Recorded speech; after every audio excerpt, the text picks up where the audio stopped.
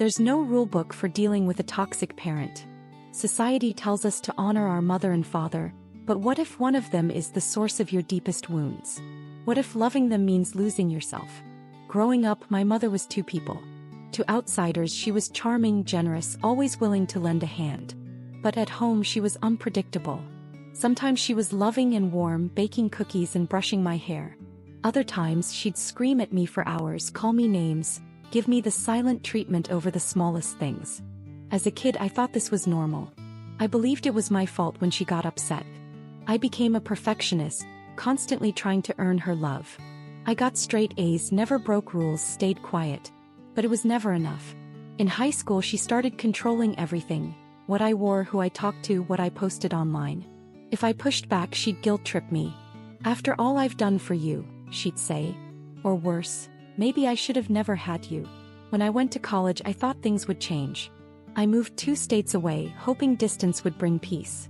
But she called daily, sometimes multiple times. If I didn't pick up, she'd leave voicemails sobbing or furious. She'd show up unannounced. She demanded to know everything about my life. It wasn't until I started therapy in my mid-20s that I learned about emotional abuse, enmeshment, and parentification. I cried when I realized I wasn't crazy or ungrateful. I was just conditioned to think love looked like control. Setting boundaries was like lighting a fuse. I asked her to call only once a week. She exploded. Told the family I was abandoning her, that I had changed, that therapy had turned me against her. I tried to hold on, to make it work, but it was exhausting. Every boundary turned into a battle. Every visit came with anxiety. I started dreading holidays, dreading phone calls, dreading being her daughter. The breaking point came when she showed up at my apartment uninvited, again, and screamed at me in the hallway because I was ignoring her. My neighbors heard. I was mortified. But more than that, I was done. I sent her a long email. I explained how I felt. I told her I needed time apart and that I'd reach out when I was ready. Her reply?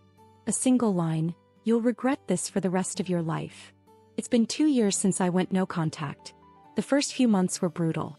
I grieved not just my mother, but the fantasy of who I wished she could have been. I questioned myself constantly. But over time, the silence brought peace. I started laughing more, sleeping better, trusting myself.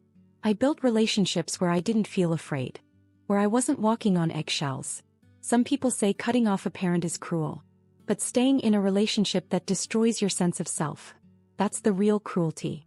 You don't owe anyone access to you, especially not someone who repeatedly hurts you. I still love my mom, but I love myself more. And that's something I'm finally allowed to say out loud. If you're struggling with a toxic parent, know this: your peace matters, your story matters, and you deserve a life that doesn't revolve around surviving someone else's pain.